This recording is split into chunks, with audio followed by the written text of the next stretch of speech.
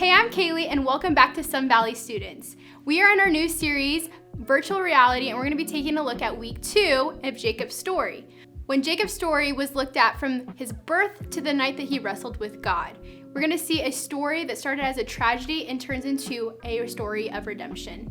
In this series, we're going to have a couple Easter egg moments. At any point, if you see someone wearing a VR headset, I want you to take a screenshot of it and send it in to svstudents@sunvalleycc.com to be entered into our raffle for a chance to win a $100 gift card. Starting the week of September 20th, we are going to be starting back small groups. High schoolers, you guys are going to be meeting throughout the week in homes, and junior high, you guys are going to be meeting at your campus on Wednesday night. If you guys want to join a small group, make sure you go online to register. Make sure you guys follow us on our social media. We have YouTube, Instagram, and Facebook, so you guys can know all the cool events and things going on here. Now let's hear from Ronnie Bunton, one of our student pastors here at Sun Valley. He's going to be taking us into week 2 of Jacob's story, titled Deception.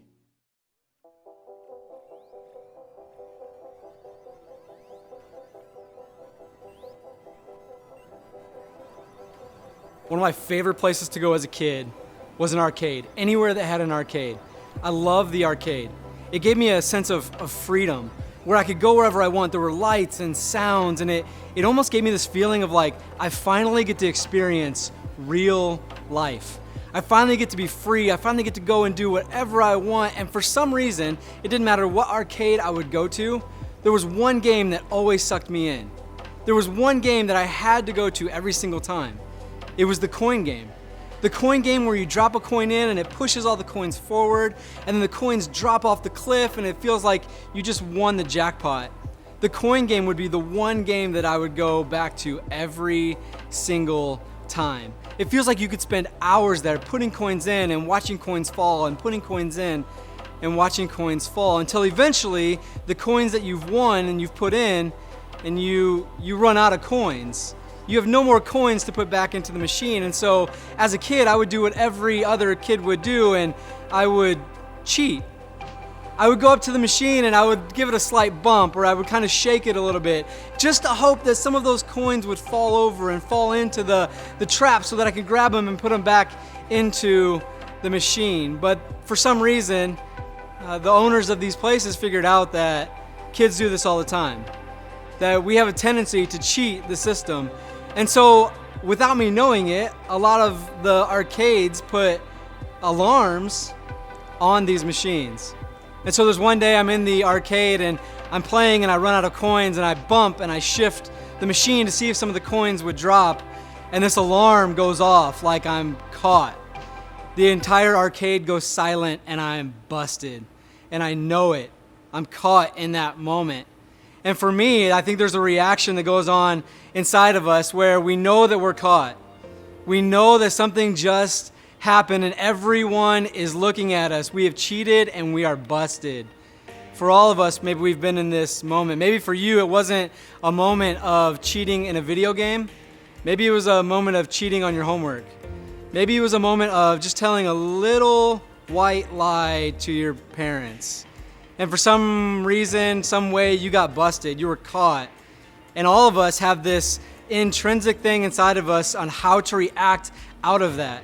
See, I think for many of us, the reason why we do that is that we actually forget our reason for living. We actually forget why we're actually put on this earth. We cheat many times because we forget that God has called us to give back. See, here's what I mean by that. Many of us live in a world that is me focused. Me focused. And when we think about that, when we think about a me focused world, what happens is that we actually lose sight of who we actually are. The more I think about me, the more miserable I'll be. So as you know, we've been in the story of Jacob and Esau. Jacob and Esau are brothers, and for some reason, they don't get along very well. There's some tension between them, and Jacob really starts to live out this idea of a me life. See, Esau is the older brother. He has the inheritance. He's able to take on all of his father's inheritance. Everything that his father has should be given to him, and Jacob doesn't like that. Jacob actually wants to take that for himself. He wants to cheat the system. He wants to go around the rules And here's how he does it. Check this out. This is in Genesis chapter 27, verse 18 through 26. It says this: "So he went into his father and said, 'My father.' And he said, 'Here I am.' 'Who are you, my son?' Jacob said to his father, 'I am Esau, your firstborn. I have done as you told me. Now sit up and eat of my game, that your soul may bless me.' But Isaac said to his son, 'How is it that you have found this game so quickly, my son?' He answered, 'Because the Lord your God granted me success.' Then Isaac said to Jacob, 'Please come near, that I may feel you, my son, to know whether you are really my son Esau or not.' So Jacob went near to Isaac his father, who felt him and said, 'The voice is Jacob's voice, but the hands are the hands of Esau.' And he did not recognize him, because his hands were very hairy, like his brother Esau's hands. So he blessed him. He said, 'Are you really my son Esau?' He answered, 'I am.' Then he said, 'Bring it near to me, that I may eat my son's game and bless you.' So he brought it near to him, and he ate, and he brought him wine, and he drank. Then his father Isaac said to him, 'Come near and kiss me, my son.' So he came near and kissed him, and Isaac smelled the smell of his garments, and he blessed him." Through this story, Jacob numerous times cheats the system. He comes to his father when he knows that he has no right to the inheritance, and he puts on a garment so that he feels like his brother, and his father is tricked. He deceives his father. See, even though Jacob got the blessing, in doing so, Jacob lost himself. In getting the blessing, Jacob forgot who he actually was.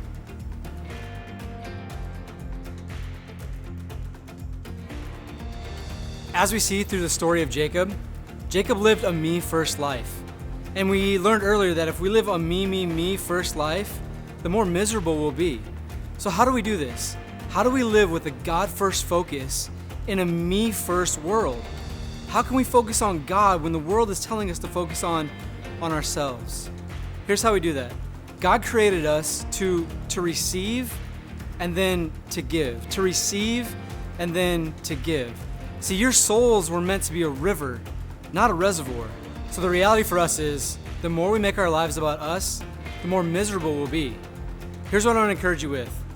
I want you to submit to God's flow. God has created us in a way that we're supposed to receive and give. We're supposed to receive and give.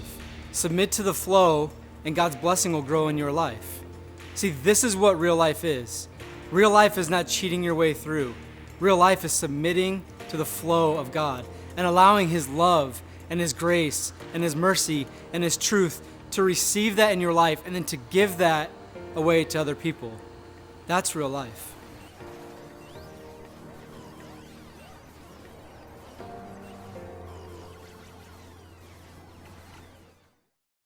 Thanks, Ronnie. Have you ever done something to deceive somebody and thought to yourself, who am I?